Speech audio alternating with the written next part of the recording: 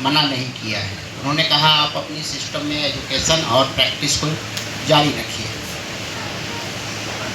और यह पैथी तकरीबन 150 सालों से भारतवर्ष में मौजूद है। हमारी 3 पीढ़ियां निकल चुकी हैं, पर यह हमारा दुर्भाग्य है कि हम अभी तक अन्य पैथी जो अभी रिकॉग्नाइज्ड है उस पैथी की श्रेणी में नहीं पहुंचे। और इसकी आवाज़ एक मैंने IHRAC एक रिकॉग्निशन कमेटी मैंने बनाई 2014 में, और 2014 में ही सबसे पहले हमने जंतर मंतर पे धरना प्रदर्शन दिया और वहाँ पे प्रधानमंत्री कार्यालय, स्वास्थ्य मंत्रालय, गृह मंत्रालय, तमाम जगह हमने अपनी बात रखी। फिर मैंने 2015 में भी ये बात रखी। फिर 2016 में हम आमरण अनशन करने की तैयारी में थे, तो सरकार ने हमें एक कमेटी गठित कर की जो इंटरनल डिपार्टमेंट IDC 2017 में गठित हुई, और उसमें तमाम हमारी जो डॉक्यूमेंट थे वो मांगे गए। हम लोगों ने पूरे भारतवर्ष से 30-35 संस्थाओं ने अपनी अपनी बात उनके सामने रखी है। अभी 2025 चल रहा है। मैं आपको केवल माइंड पे लाना चाहता हूँ ये बात, क्योंकि हमारा सवाल हमें एक्ट का कोर्ट नहीं देगी, हमें आप लोगों के जरिए मिलेगा। हमें आप लोगों की मदद चाहिए। हम तमाम प्रैक्टिशनरों के बात आपके सामने रखते हैं। एक एक सांसद महोदय का सिग्नेचर मुझे बड़ा इम्पोर्टेंट है मेरे भविष्य के लिए, मेरे पैथी के लिए। ये पैथी सर हर्बल है, हानि रहित है, कोई साइड इफेक्ट नहीं होता। पौधों के अर्क से निकाल करके उससे ट्रीटमेंट होती है।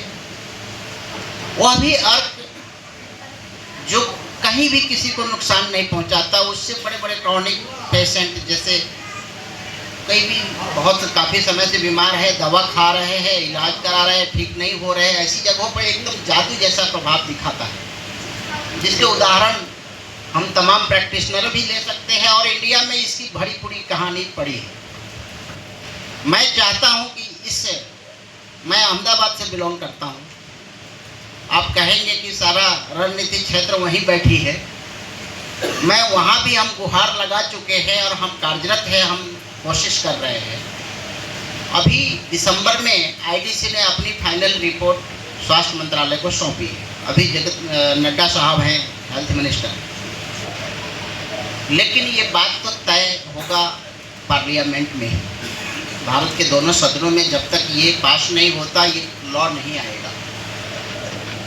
और वहाँ कौन मौजूद होंगे? आप सब लोग मौजूद होंगे। मैं ये परिचय आपको यहाँ से दूँ, जब भी अगर इलेक्ट्रोहोम्योपैथी की संसद में बात गूंजेगी तो आपको ये बात तुरंत याद आएगा। आपके क्षेत्र से भी आपको यहाँ सुनाई गई थी ये तमाम बातें कि इलेक्ट्रोहोम्योपैथी क्या है, नहीं, उस समय शायद आपको विचार ना करना पड़े। और ये तो खैर जब आएगी तब, लेकिन हम आपसे एक रिक्वेस्ट करते हैं कि हम सभी की आवाज़ है कि आप अपने प्रश्नकाल के दौरान एक बार इलेक्ट्रोहोम्योपैथी की बात अपने शब्दों से रखें। मैं ये आपको आगाह दिलाता हूं कि आपका क्षेत्र जितने मतों से आप जीत के आए हैं, इसके दोगुना मत आपको हासिल ना हुआ तो आप मुझे कहिए, क्योंकि एक एक प्रैक्टिशनर को मान लीजिए 10 पेशेंट आते हों तो 10 फैमिली आ रहा है, और उस 10 फैमिली में कम से कम, क्योंकि हम प्रैक्टिशनर अपना पेट पालते हुए गरीबों का ट्रीटमेंट गरीबी के रास्ते से करते हुए आगे बढ़ रहे हैं। और दूसरी बात मैं एक और बताना चाहता हूँ, हम तमाम प्रैक्टिशनर प्रैक्टिस कर रहे हैं। आज कोई मेडिकल ऑफिसर छोटे से क्लिनिक में आके क्या है सर्टिफिकेट तेरा, क्या MP का रजिस्ट्रेशन है या नहीं, भारत सरकार का ये है, तो हमारे प्रैक्टिशनर वहाँ पर थोड़ा सा डर जाते हैं, भावुक हो जाते हैं। हर आदमी एक जैसा नहीं होता। अगर उन प्रैक्टिशनरों के दिलो दिमाग में आपके शब्दों से ऊर्जावान वस्तु बाहर आए तो हो सकता है हमारा वो प्रैक्टिशनर शक्तिशाली बन जाए। तीसरी बात, आपका क्षेत्र है ये, आप भी चाहेंगे कि आपके क्षेत्र में लोग खुशहाल रहे।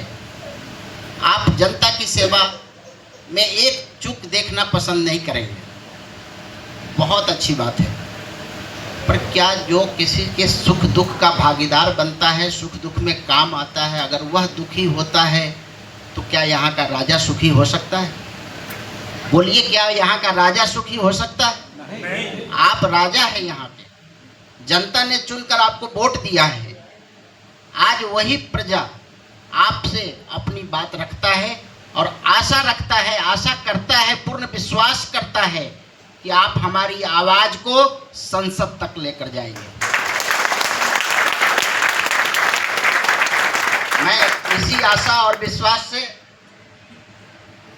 आपके सामने 2 शब्द रखा हूं। अगर हमारे द्वारा किसी तरह की भूल हुई हो आवाज में, मैं उसके लिए माफी मांगता हूं। धन्यवाद।